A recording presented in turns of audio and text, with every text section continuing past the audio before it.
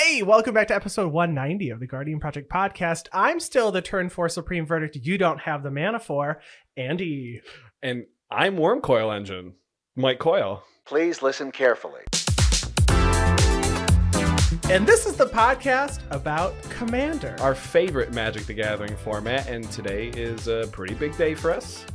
This is it. This is our final episode. This is it. And so we have a lot of fun things to talk about. It's not going to be a somber episode or anything like that. We're going to look back at our history, our past 3.5 years, talk about things that we've talked about before. But you know, from it's like this is like the now that's what I call Guardian Project podcast. Oh yeah, so it's like best hits, but like is it remastered, sang just by kids, but not it's Kids Bob. So it's Kids Bob. Please don't call it Kids Bob. Everyone's turning the episode off right now. No one wants to hear that. This is not the Kids Bop of Guardian Project podcast, but it is our last time. We're going to talk about lots of our favorite segments, but don't worry. If you want to listen to us, all of our episodes are still live. That's right. So there's 189 of them. Aside from this one. Yeah, this one makes one. So go listen to all those. But let's talk about all the things we've talked about before.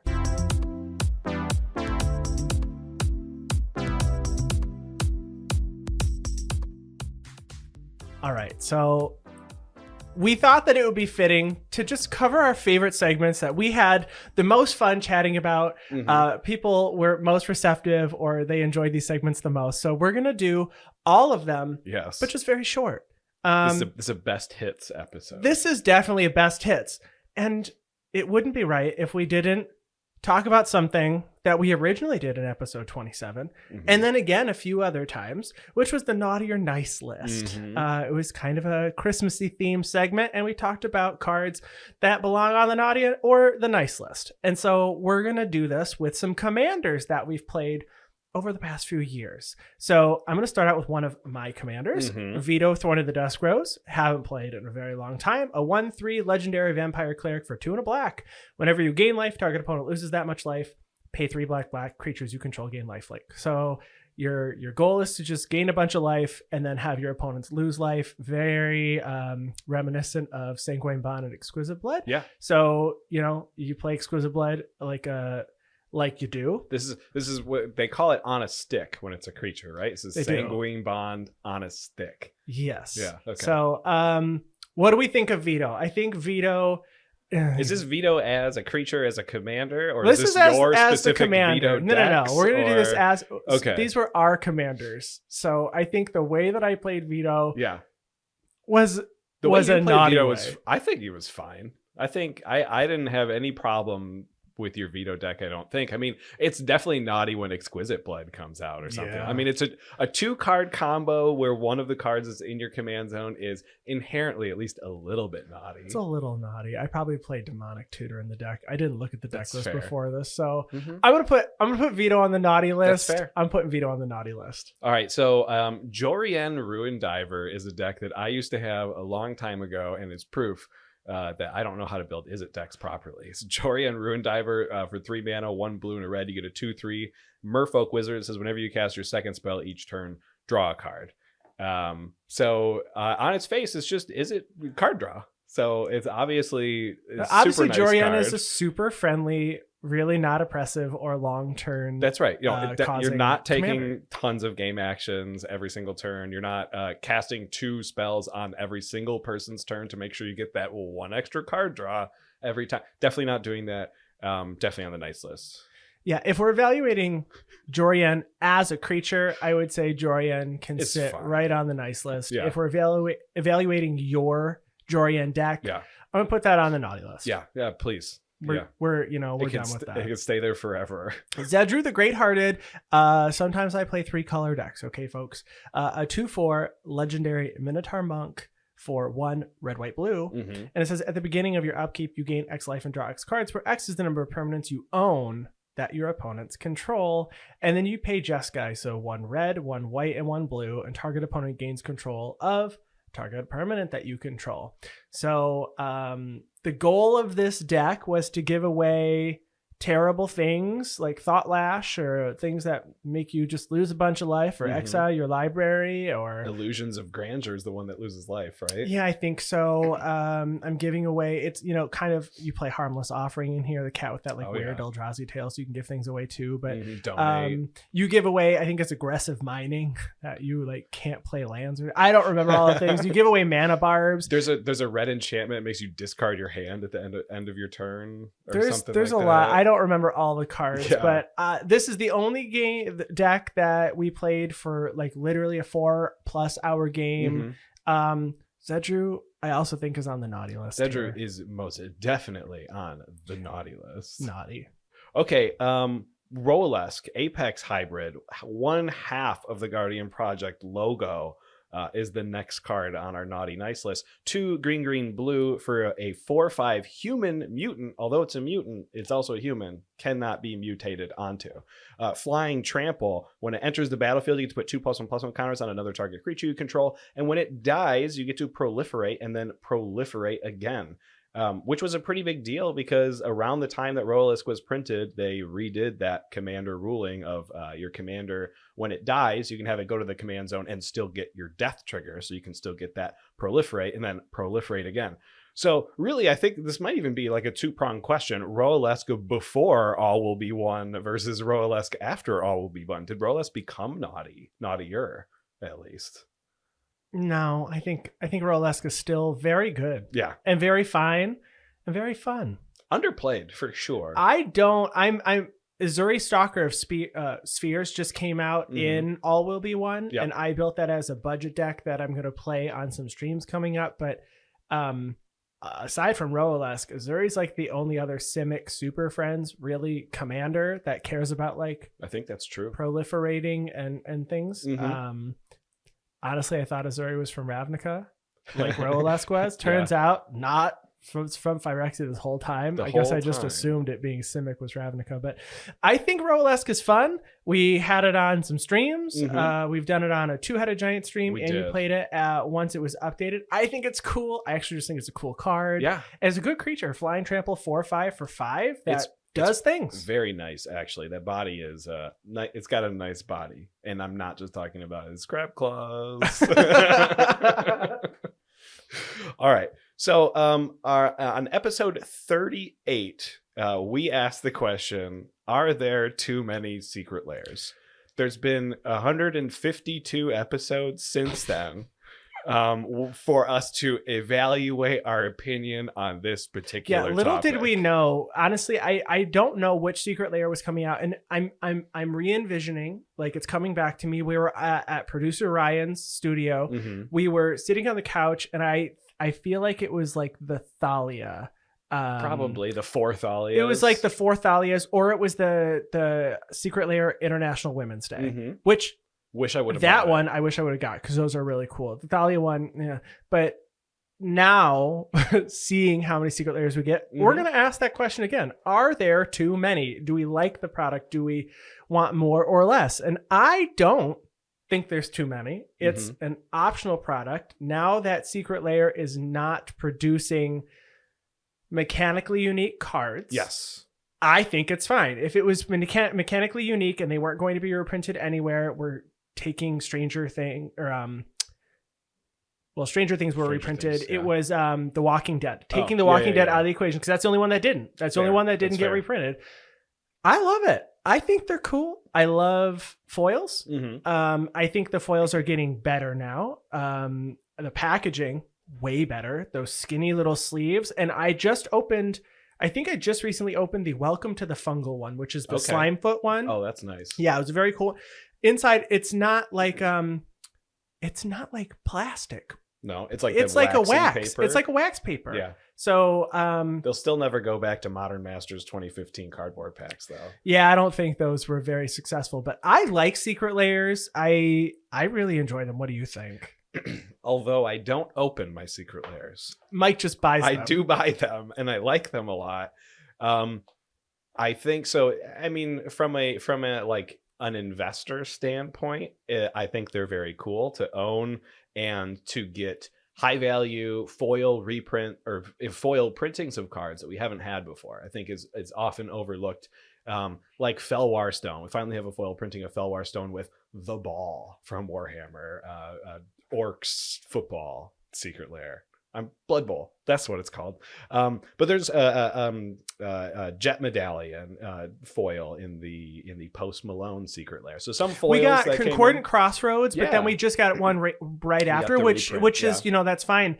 But I was able to get a really cool like Concordant Crossroads that has like ghost horses and things, right? Yeah. I think the artworks are great. I think that the Wizard of Barge Ooze one, Mhm. to this day, I think is still probably my favorite secret layer of Oh. all of them that have come out. Mm. That Just add milk. and well, that one's good too. And the Space Galaxy Oh, Lands okay. one that gave us the Unfinity Galaxy foiling. That's fair. Those three, like they're really good. So I think I don't think there's too many. No, there's Maybe not. in episode 38 it felt like a lot, but that was also I think the beginning. there was nothing compared to what we have now. Well, I think that was also when just products in general started to come out That's quicker fair. and quicker. That's So I fair. think that was part of that discussion. that was I was just thinking it's probably before the first super drop even happened.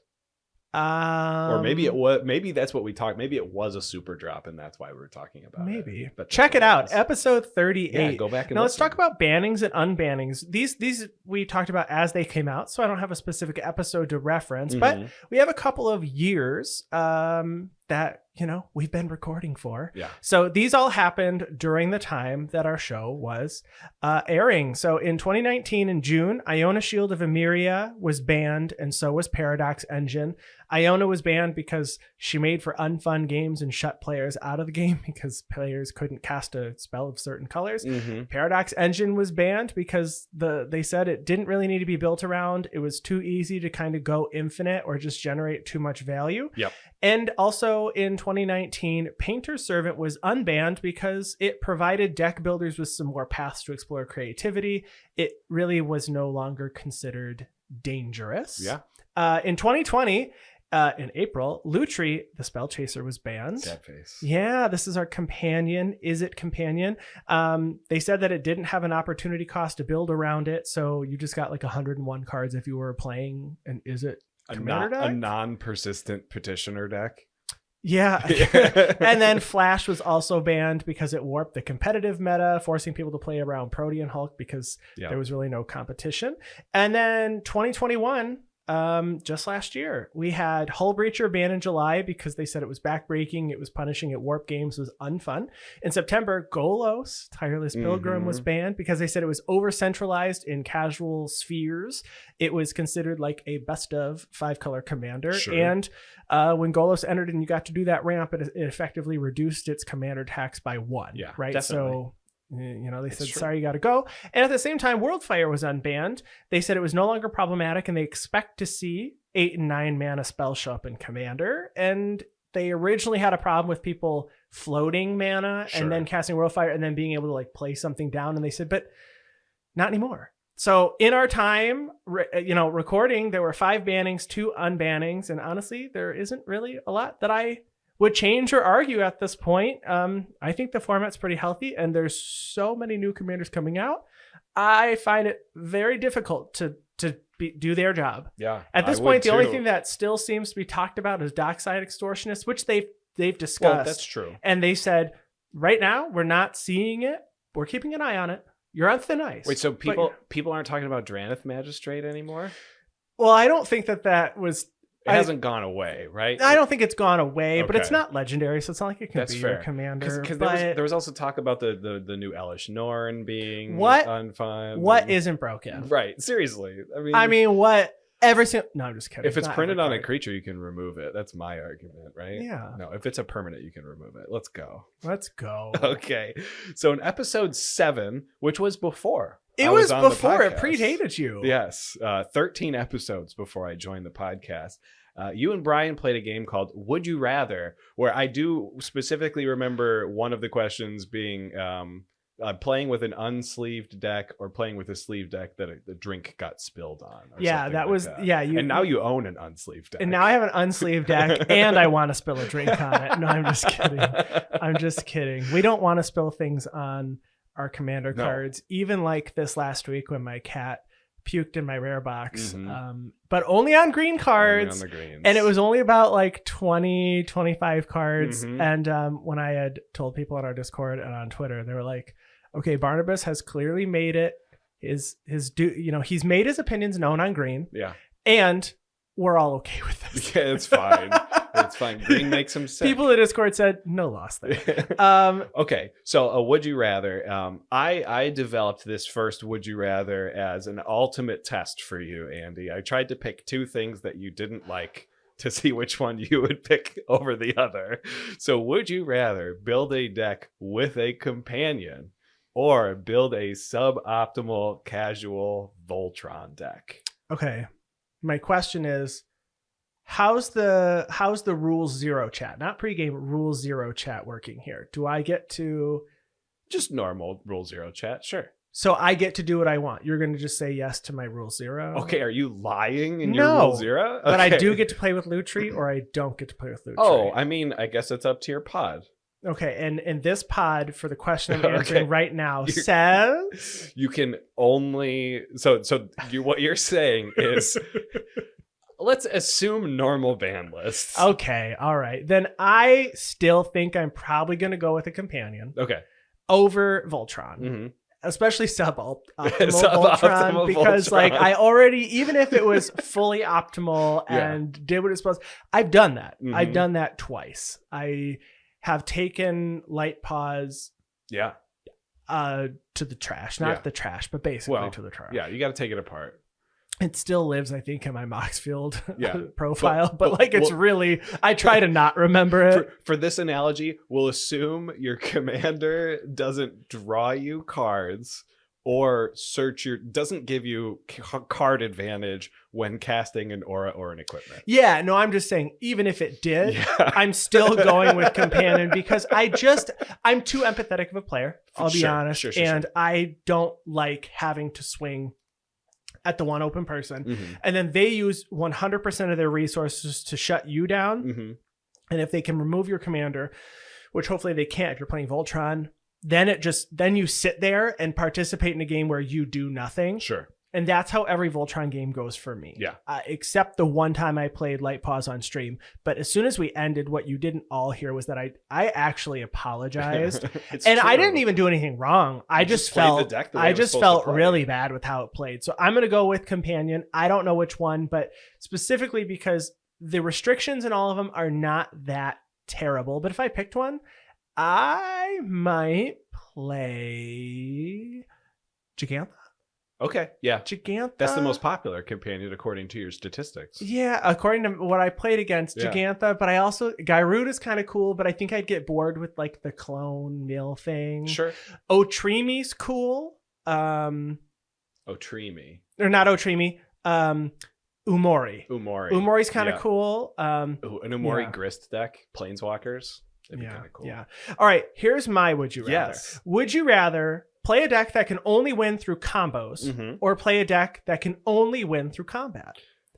Assuming you are, we talk about making sure the table has fun, you have fun, you Mhm. don't get bored. Mhm. I thought this was an interesting question because we've talked about my deck only wins when I tutor these two things, and it kind of, it's a feel bad or it gets boring because I don't do like that was my Rona Disciple of Gix Sure. deck. I was like, oh, this is not that fun. But only winning through combat, where you don't have any combos, we like combos. Mhm. So I wasn't sure which route you would go, but you can only win. There is no accidentally I found a combo. It is you win through combo or you win through combat here. I mean, I could definitely say, and I think you can too, that we have decks that are on both sides of the aisle here that can only win through. Well, maybe not.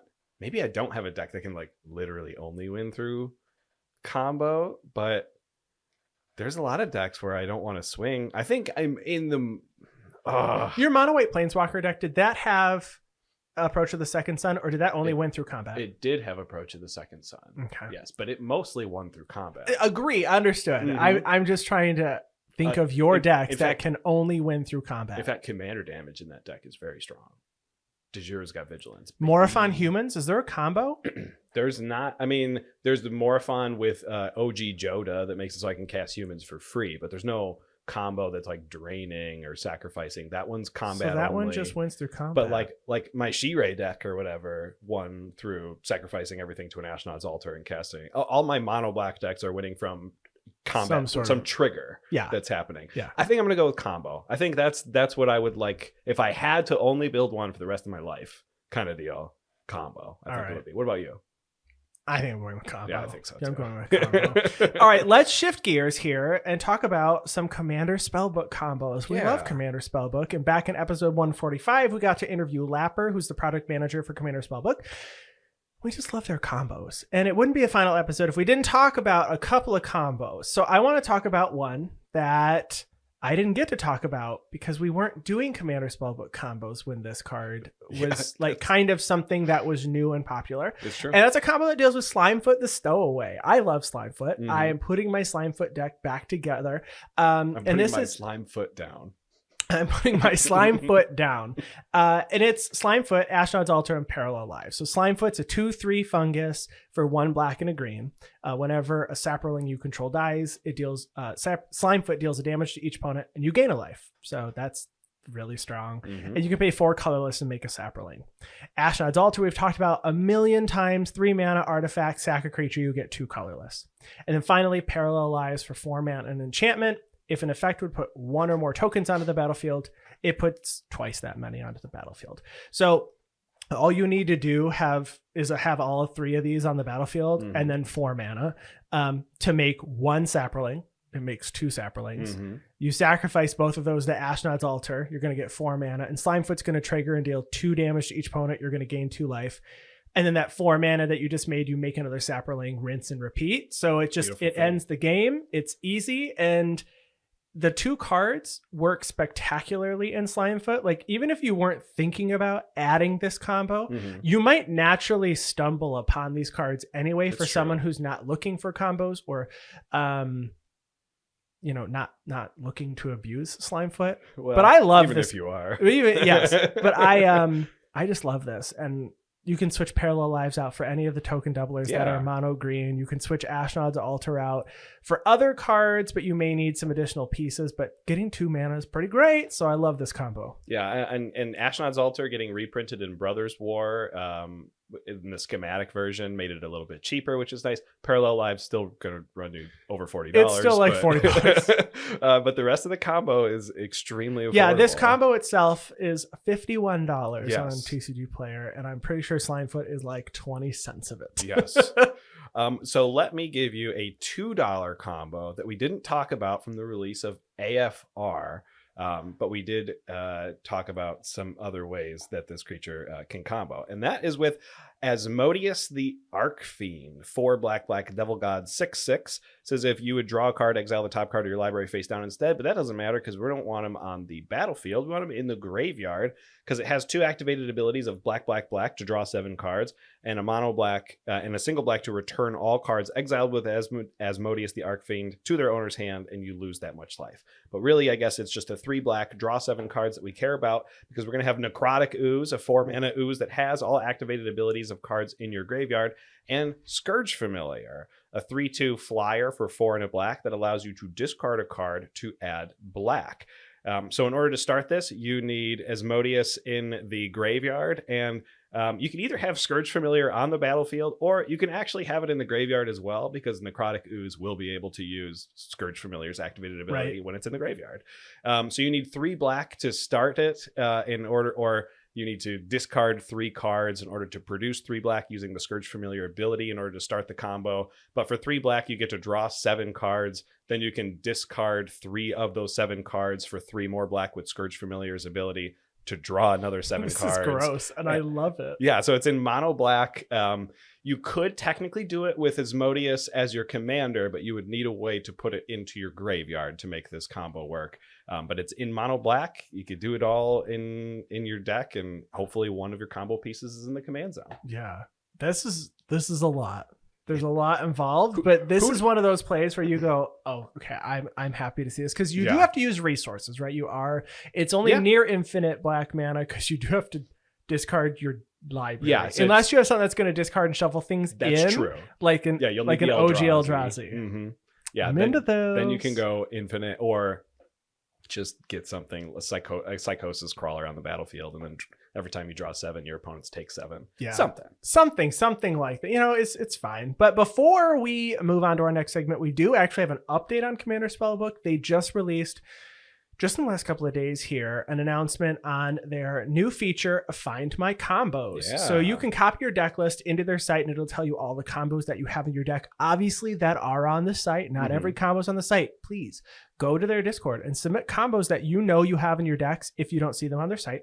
And it will tell you the combos you have already. It'll say you have this in your deck. And it'll also tell you these cards combo with cards you have in your deck and fit your commander's colors, or well, they don't, I guess you don't log your commander, but it tells you which cards would combo with it. Right. So I plugged in my Jiragogar Lichlord deck, and I have submitted all my combos that I knew to their Discord. So I saw that. That's fair. But it was nice to see that it suggests some other cards that work with cards in my deck. I wouldn't want to run all of them because they didn't really fit my... I imagine... Throw it in the graveyard. Phyrexian Devourer or whatever probably has like 100 Wall of Blood has, something. I feel like Wall of Blood had a couple there. So it's really cool. If you're looking to add combos, you can do that. If you're actually looking to cut combos, you can do that too, because you can put your whole deck in and it goes, you have these three combos. If you say, I want no combos in this deck, that's fair. You can remove a card or two. That's fair. Because it'll identify. Obviously, it's only the ones on their site though. But I think it's a really cool feature for folks that are looking for a way to I guess to find something that can end the game if their deck has been very unsuccessful, or they're like, I want to be able to try to do something with this. But if combo's not your jam, you can use it for that too. It's pretty cool. Okay, so in episode 154, we asked the question, when did that happen? And we talked about some cards that became expensive without us really knowing that it did. So I'll pose the question of what the heck happened to Pongify? Pongify is a 1 blue mana instant. This is destroy target creature. It can't be regenerated, and its controller creates a 3/3 green ape creature token. And for the longest time, this card was under $1, all the way until Amonkhet's release. And I think that's when I started playing Magic, and I think the popularity of the Commander format and Magic itself started becoming really, really, really big. Not that it wasn't big before, but I think there's a lot of natural growth in a lot of cards that don't get a lot of reprints that happened around the Amonkhet and Ixalan release. But this card is now almost $5. I mean, this card's been reprinted one time in Double Masters back in 2019. And it was reaching just over $6 at the time there. We have Rapid Hybridization, which is basically doing the same thing, except creating a green frog lizard instead of a green ape. And that one is also starting to pick up steam, going up to almost $3. But I never expected this card, which I probably opened a bunch of in Double Masters or just bought a bunch of for $1. I didn't realize it was $5, and I will expensive. Naturally gravitate towards removal in a deck that has blue. It doesn't always have to be bounced. This one is in fact destroy. Yeah. $5 is when it starts to get to the $5-10 range. Is when you're like, do I actually need this card? One for mana this removal deck? though. It's pretty nice. It is 1 mana. It's destroy though, not exile. So I didn't realize that card was. I didn't realize that card was getting so expensive. Another card that made me say, when did that happen?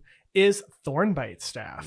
So it's got a single printing, but it is a tribal artifact shaman equipment. It is a 2 mana artifact that has equipped creature has pay 2 and tap it. This creature deals 1 damage to target creature or player, and whenever a creature is put into a graveyard from play, you untap this creature. And whenever a shaman comes into play, you may attach this to it, and it has equip for 4. So you can cheat it onto your shamans.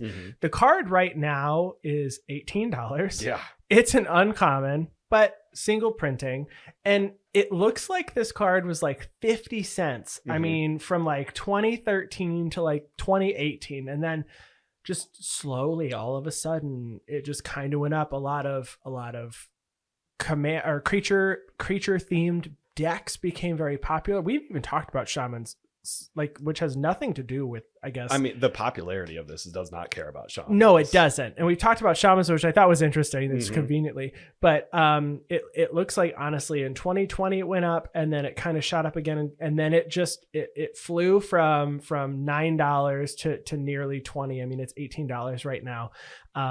Yeah. In 2022 and 2023. Atla Polani was the only creature. I had to look it up to make sure it was a shaman that I would think would even care about Thornbite staff caring about shamans. But I remember when Ayara First of Lochthwain came out, this card, any mono black sacrifice outlet type of deck where you have to tap the creature to sacrifice the creature combos perfectly with it. I bought mine for my Ayara deck, which is why I own one. I don't have a copy of this card, but I do want to say this kind of ties into some questions that people have been having. This is a tribal card. Sure. And Atraxa Grand Unifier that came out in All Will Be One has some reminder text, because you get to reveal the top 10 cards of your library, and it says for each card type, you may put a card of that type from among them revealed into your hand.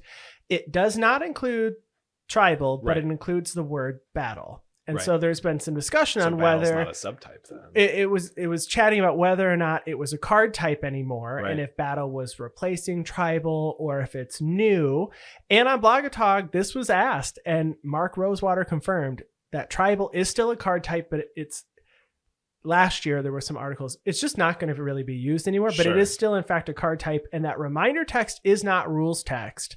So Atraxa Grand Unifier can in fact grab tribal cards in that flip. It just doesn't physically say it, but it is still in fact a card type. Nice. Which I thought was really that's awesome. Really interesting. So Atraxa Grand Unifier even folks, better than it was. Even better. Now you can grab more. So let's go back to episode 8, another OG. Yes. We did an episode on unnecessary flavor ships. So this was our version of unnecessary censorship.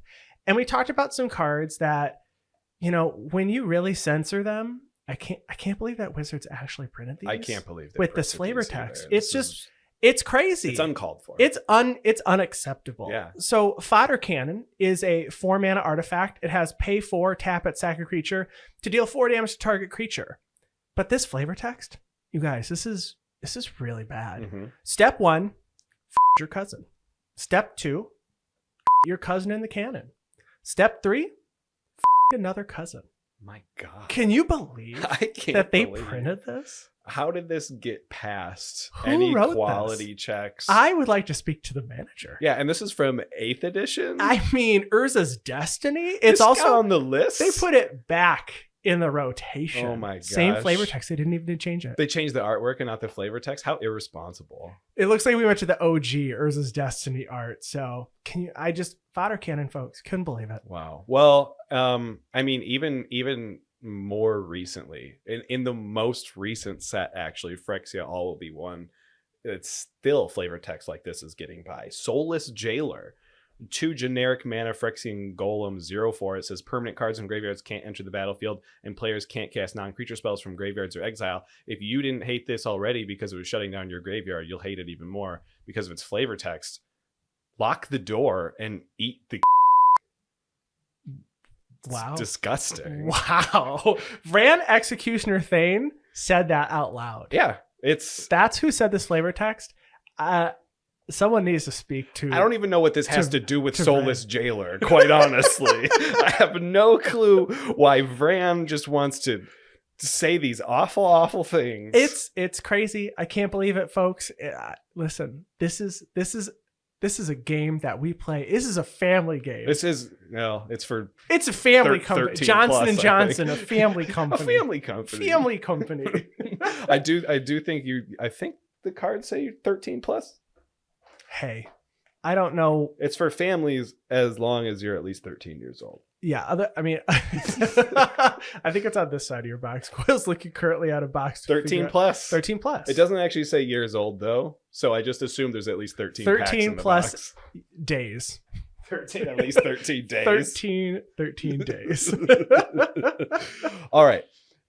So we have talked about our stats for the past few years, keeping together all of our spreadsheets and stuff, and we wanted to take a look at some of the more interesting stats, maybe something a little bit more fun, something we don't normally talk on our stats episode, and we had to do a little bit of digging, but I found a pretty interesting one. I looked at the games where I was eliminated first, which was 45 of my games, which is a lot of games. And in 13 of those games, I found out that Andy Flory won. And that's not like a large percentage or anything. Andy and I play a lot of games together, so him having 13 game wins where I got eliminated first doesn't actually, like, that's not too telling or anything. But when I broke it down a little bit further, I found out that 10 of those 13 games were when Andy went right before me. And I can only assume that Andy whispered into my ear, I can't let you untap, before killing me all 10 of those times. But you won those 10 times. I didn't look up to see if you were the one that eliminated me, but when I got eliminated first and you go before me, I think you have a pretty darn good win percentage. And I do it again. Yeah, I'm sure. Yeah, the number of times though where I see the writing on the wall and I go, okay, if Mike untaps and removes even one thing of mine, I might be out. For sure. And when it's on stream, everybody likes to take out the hosts, but I like to help them. It's true. So if I take out Mike, we're all the winner. Okay, so I looked at my 2022 stats, and we didn't really talk about the themes that we played against too much in those episodes. And so the first thing I found was that the theme that I played against the most, obviously this is freeform text, and I had to kind of make a decision because not everybody will tell you their exact theme. Sure. Sometimes they give you like an overarching theme, and you're like, it's a generic theme, but it was tokens. Yeah. So token decks are what I played against the most. But I will say it was 25 times. I'm 35 times. I played against tokens 35 times. But I want to talk about the funniest theme that I logged for the year. Okay. Which somebody said was their 69 Mardu Legends deck. So it was a Ketis and Yoshimaru deck. Okay. And it specifically had 69 legendaries in it. Which is very nice. Now that's not, if it's Ketis and Yoshimaru, it's Boros. Boros. Okay. What did I say? Mardu. No. It says Mardu It's even Boros. on the notes right It's here. Boros. Okay, just making sure. It's Boros. Yeah, so 69 Boros legendaries was very funny. That's awesome. That's really awesome. There's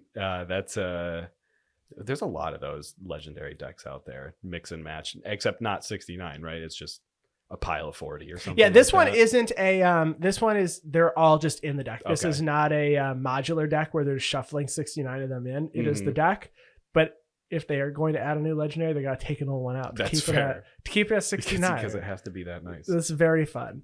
Episode 122, we talked about commanders we don't really see played anymore, and there's a couple on here. So I looked back at my 2022 tracking sheet again, and I looked at my 2021 sheet because it didn't show up even one time in 2022. And it showed up a single time in 2021 on a stream. And that's Hapatra, Vizier of Poisons. Wow. Hapatra's a 2/2 human cleric for green and black, and has, when she deals damage to a player, you may put a -1/-1 counter on a creature. And whenever you put a -1/-1 counter on a creature, you make a 1/1 green snake with Death Touch. I had this deck, and I took mine apart at the end of 2020. I had played it for a couple of years. I just wanted to try something new. I actually think that Hapatra turned into Slimefoot, not going to lie. Oh, that makes sense. I think that a lot of the cards were needed and they overlapped, and I said, we're going to just do this instead. And Hapatra has not been put back together in a long time, but I expected, like, this is one I haven't even thought about, but I think the reason why I hadn't thought about the fact that I haven't seen it forever is because I played it so much.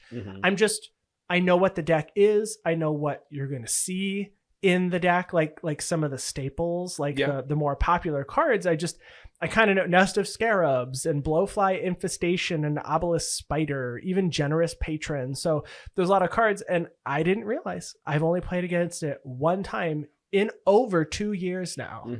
One time. I mean, I remember this commander being extremely popular when it first came out, but when it first came out, there was slim pickings when it came to legendary creatures. Yeah, it was a lot less compared to what we have now, because this came out in Amonkhet, so there was a lot less options. But ton of support in All Will Be One with all that proliferate triggering and all that kind of stuff, and maybe we'll see more of it. Yeah, maybe I'll throw a patch together again. Just throw it. Okay, back throwback. We're gonna do all our old commanders Yeah. and disassemble all our current ones. Deal. She-Ra is back on the menu. Okay, so I also went back and looked at my tracking document, but I went back to my 2021 and I saw a commander within the first 3 games that I haven't seen since, and it had from what I remember, a lot of hype, and that's Genn Arcanum Weaver.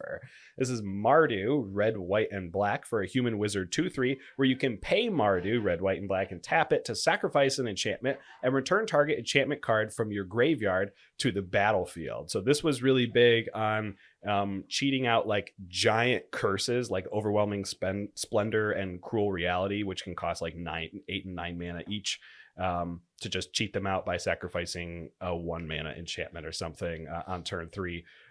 We played against it, I think, one time on stream. I don't know if I ever played it in a non-streamed format, non-streamed game. And to be fair, there hasn't been a ton of Mardu enchantment support since it got printed, and no real reason to just keep building it. It's been a long time. I haven't seen it. I don't think I've seen it in at least a year or more. So I'm sure one day there'll be an enchantment that gets printed that when it enters, it untaps a creature and gives you a free Mardu amount of mana or something.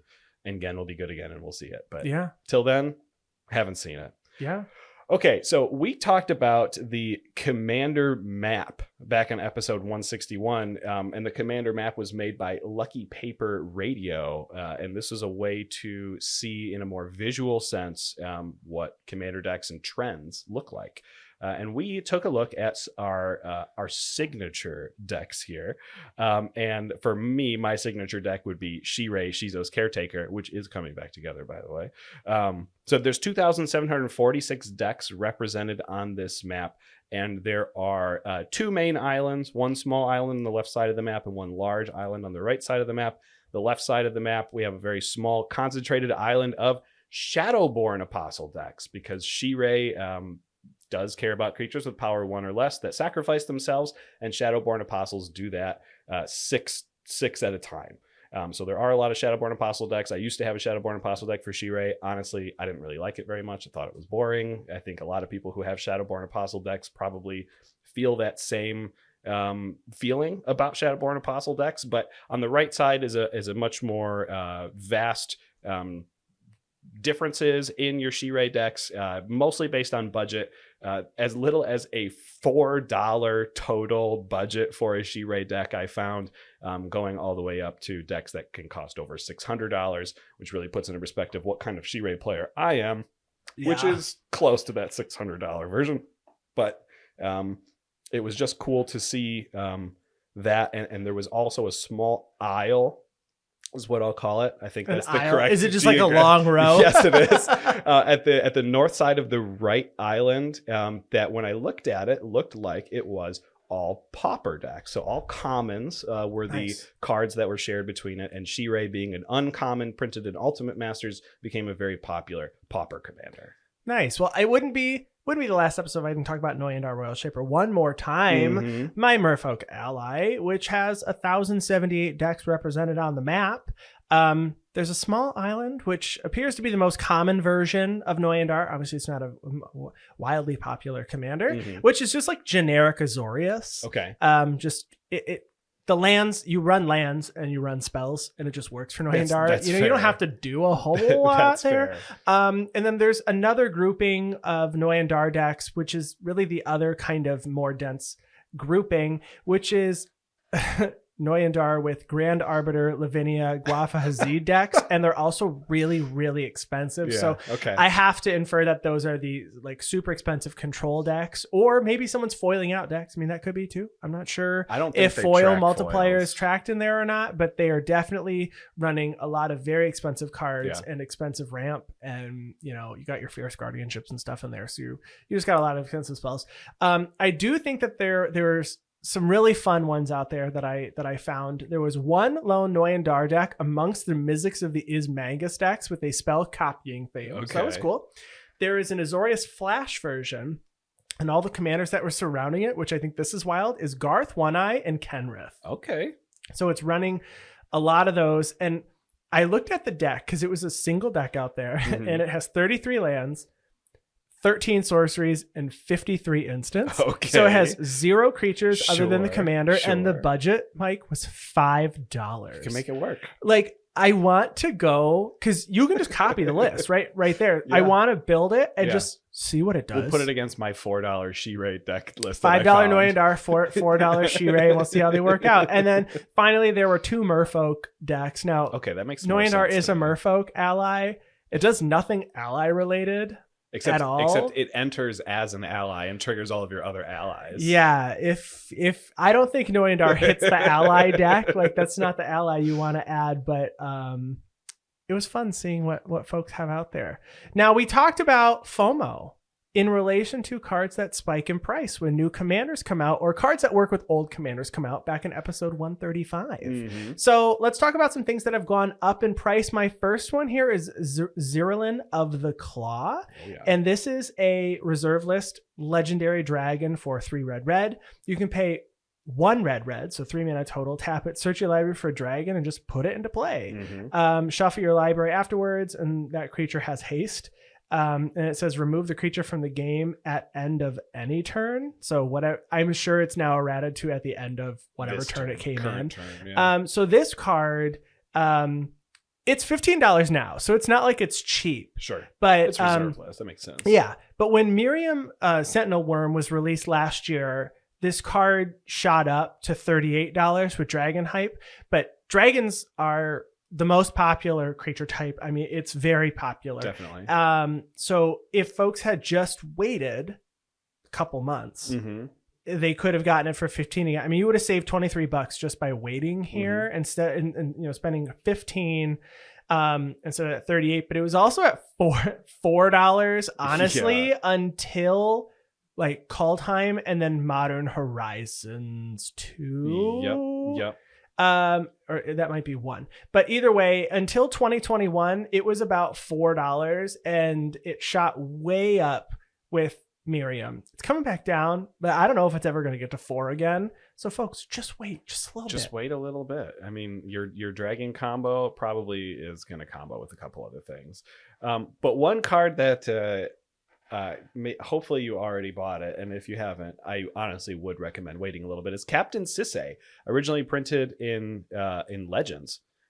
Captain Sisay, and it's only had 1 reprinting, unfortunately, and that is in a Secret Lair. Captain Sisay for 2, a green and a white. It's a 2/2 legendary human that says search your tap it, search your library for a legend or legendary card, reveal that card, and put it into your hand. Then shuffle your library. So it's a legendary creature tutor effect, repeatable every single turn. And you can probably imagine that you see some pretty good price spikes every time a set gets released that has a lot of legendary creatures. The original price spike being around the release of Amonkhet and Ixalan that we already talked about a little bit, being when Commander and Magic was gaining a lot of initial popularity, and having no reprints for Captain Sisay, it makes sense that the price would go up. Came right back down. M25 came out. We got some reprintings of a few legendary creatures. Captain Sisay way back up to about $40, in fact, and then back down. And it sat for $15 until the release of Dominaria, and then Dominaria United. And with the release of Dominaria United, Captain Sisay ended up going up to $32 market price if you were trying to buy it off of TCG Player. It's currently sitting at $35, but if you were looking at average prices of listings, it has gone down about $15 since it spiked from Dominaria United, and I expect to see it come down more. And this is not reserve list. This can easily be reprinted in a capacity bigger than Secret Lair, and definitely will see the price come right back down. Nice. So we have an episode 61. We talked about kill on site commanders, and we're going to talk about 2 more commanders that are kill on site. This one is Adrix and Nev Twin Casters for me, and this one is a commander that's kind of hard to kill on site. For 4 mana, 2 a green and a blue, you get a 2/2 Merfolk Wizard that has Ward 2. So if any spell targets it from an opponent, it gets countered unless you pay 2 generic mana. This is if 1 or more tokens would be created under your control, twice that many of those tokens are created instead. So it's a token doubler that sits in your command zone and it needs to be removed. I mean, if someone has a Parallel Lives or a Doubling Season out there, no one is second guessing, hey, that needs to be the permanent we remove first. But when it's Adrix and Nev, people see it as a commander. They go, oh, well, if we remove it, it's just going to get recast, or it's going to get countered if we just try to remove it, and it's not worth spending the 2 extra mana. And people need to rethink that. You got to remove that. You got to remove it. Another one that I think needs to be removed is Fabine, Boss's Confidant. So that's a 3/6 cat advisor for 3 red, green, white. She says creature tokens you control have haste and then also parlay. So at the beginning of each combat, each player reveals the top card of the library. For each land, the Fabine player gets a 1/1 green and white citizen, and then they get a +1/+1 for all their creatures for each non-land card revealed that way. Then each player draws that card. Honestly, this card's great. I think it's a super fun design. It is one of the more interesting Naya decks that I've played against in recent memory.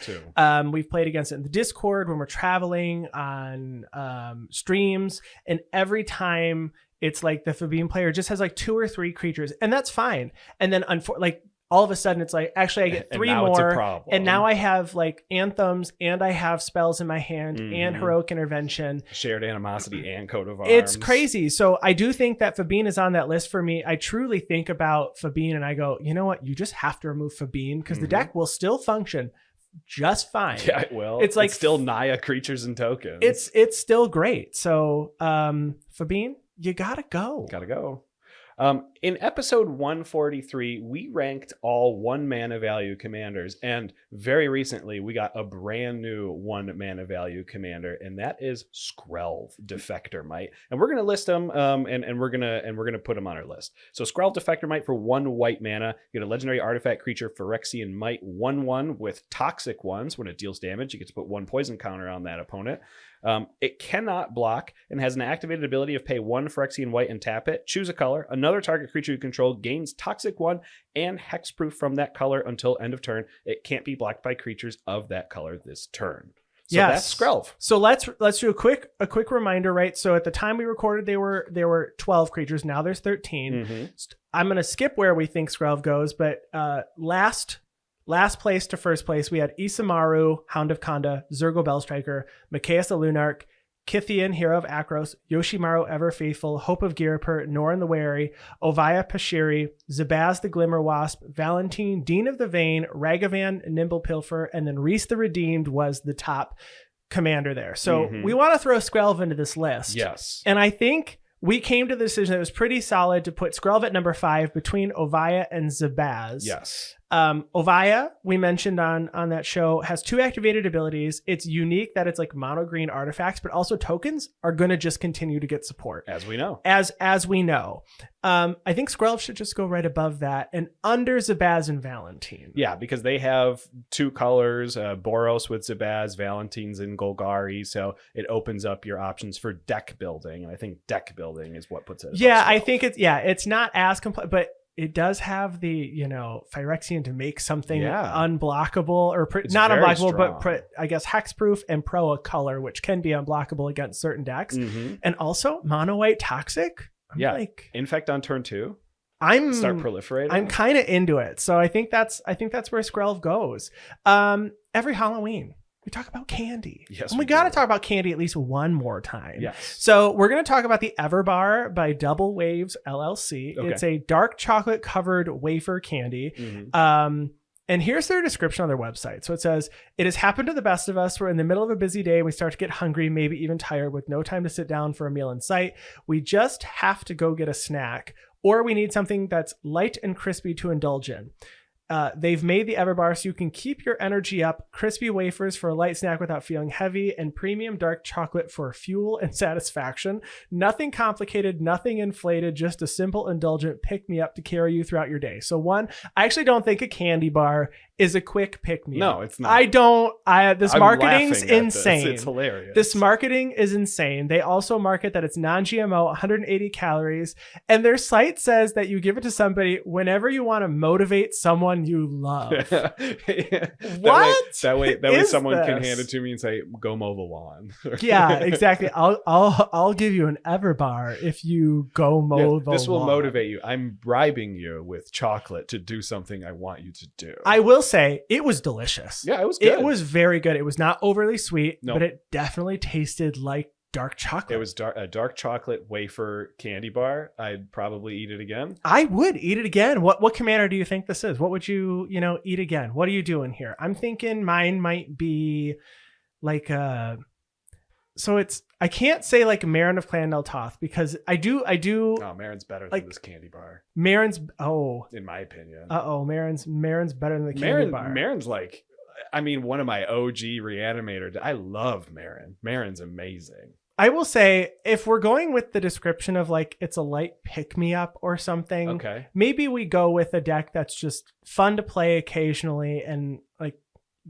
everybody has fun when you grab it out. Like maybe it's like a Volo Guide to Monsters deck or something. You know, when someone plays it, it does the thing. Okay. It's fun. I It's like not that. oppressive. Okay. And you play against it with someone you love and want to motivate. Okay. Volo's non-GMO, obviously. Let me just combat it real quick. A light pick-me-up is you after you sit down and someone starts comboing off with their Brago King Eternal deck. You lightly say, "I thank you. I've had enough with this game," as you pick up your cards and leave. It is a light pick-me-up. Yeah, it's a light pick-me-up. Brago. I like that one more. I like that one more. Yeah, let's. Yeah. Okay. So we talked about some tribal decks, and we had a few episodes where we talked about certain tribes that we play in Commander or that people play in Commander. And one very popular tribe we never had an opportunity to talk to that we're going to talk a little bit on is dragons. It's the most popular tribe. So now Yes. we've done wizards, spirits, shamans, and finally we're going to end with dragons. good old Dargans. Yeah, Mike, what's your favorite dragon? Andy, I think you knew what my favorite dragon was before I knew what my favorite dragon was. I did. Yeah, and that's Kokusho, the Evening Star. 6 mana, 4 black for a dragon spirit, 5/5 with flying. This is when it dies, each opponent loses 5 life, and you gain life equal to life lost this way. I don't give a crap that this thing's a dragon, but it is definitely my favorite dragon. Yeah, when I was going through all the dragons, I got pretty far, and I was like, "Oh, Shimmer Dragon's great." Yeah. But So then good. I realized, and it was pretty obvious that Yeah. Niv Mizzet Reborn. It's gotta be. It has to be. Mhm. I love what it represents. It's 5 colors. It's Ravnica. It's Yeah. cool. A 6/6. It is Wipe the it back. Guild Pact. It right? is. Yeah, it's great. So I'm going with Niv Mizzet Reborn. It's a lot of fun. So dragon strategies are, play dragons and swing. They're usually the biggest creatures on the board and the hardest to deal with. They definitely are. So we had a bunch of topics that we didn't have the opportunity to get to over the past 3.5 years. And to all you out there that do create your own content and have your own podcasts, feel free to. Yeah, we've always had like a running list of things we want to Yeah. talk about. So one was like elevator pitches, right? We talk about commanders in like 1 minute. Yeah, 1 Right? minute. What's your What's your elevator deck? pitch on what your deck does? Mhm. I love it.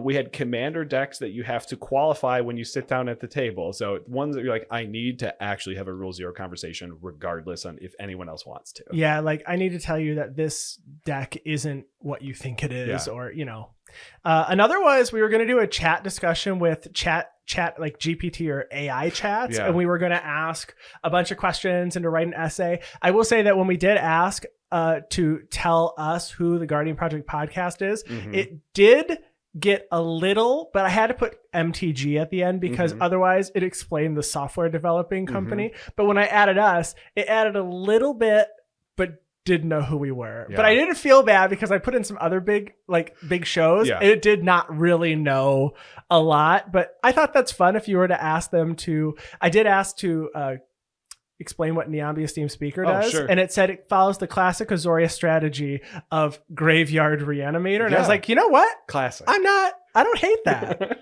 I had asked it to try to put an agenda together for us, and I remember it had a note on there that said, if you're drawing cards, you're doing not what people want to do in Magic the Gathering. So that was pretty cool. We wanted to talk about cards that are just fine, but were majorly overhyped during preview season. I can't think of off the top of my head. Maybe Archivist of Ogma. Is that still doing work for people? Because we were kind of crazy about it when it first came out. Maybe. Or maybe even like cards that are affected by turn order. I wanted to do that. Like, Ooh. I'm not going to play it Teferi's Protection until it's the person who goes directly after me, right? Because then I get 3 full turns of the benefit of Teferi's Protection. Mhm. And I feel like there's other cards that there's an optimal turn to play it on. And it's like the table placement and the turns that you would play it on do truly matter.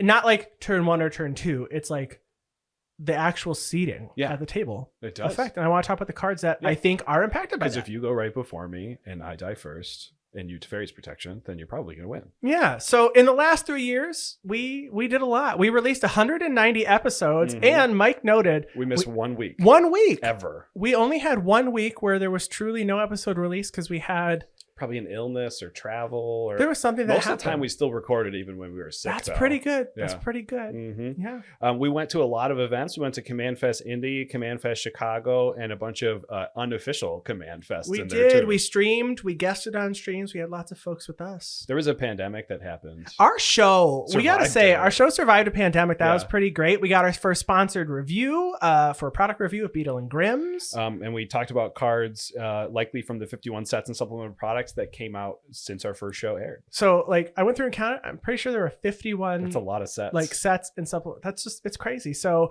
we wouldn't have wanted to do all this without everybody who's listening to us. I wasn't going to cry. And we want to thank you for the last 3.5 years. This was a lot of fun. Thank you so much. If you want to find me online, I'm on Twitter at Andy Flory, and I'll still be there. And I'm on Twitter at Wormcoil Engine. We're not going anywhere. And while this isn't goodbye forever, it is goodbye for now.